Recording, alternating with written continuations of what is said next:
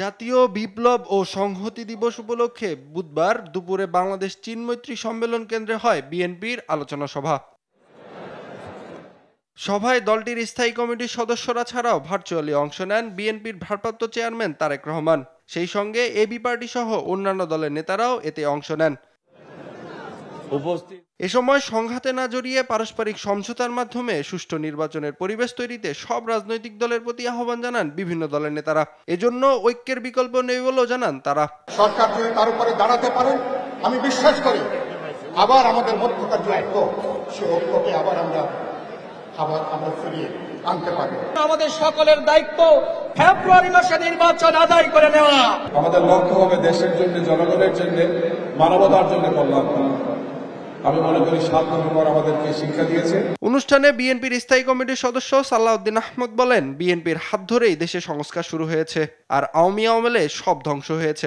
বাংলাদেশের যত সংস্কার হয়েছে তার সমস্ত সংস্কার, তার সমস্ত গণতান্ত্রিক সংস্কার, সাংবিধানিক সংস্কার, দেশের সমৃদ্ধি, উন্নয়ন, এগুলো বিএনপি, শহীদ রাষ্ট্রপতি জিয়াউর রহমান, দেশনেত্রী বেগম খালেদা জিয়া এবং সর্বশেষ বাংলাদেশের ফ্যাসিস্ট বিদায়ের যে আন্দোলন, সেই আন্দোলনের সফলতা জনাব তারেক রহমানের হাত দিয়ে দিয়েছে।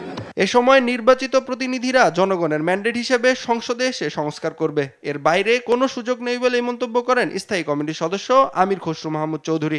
নির্বাচিত প্রতিনিধিরা জনগণের ম্যান্ডেট নিয়ে সংসদে এসে সংস্কার করবে, এর বাইরে কোনো সংস্কারের সুযোগ নাই।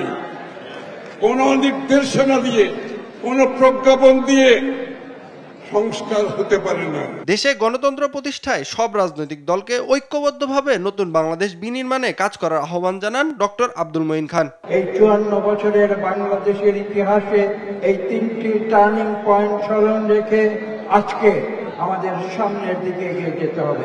নাহিম আফসান, দেশ টিভি, ঢাকা।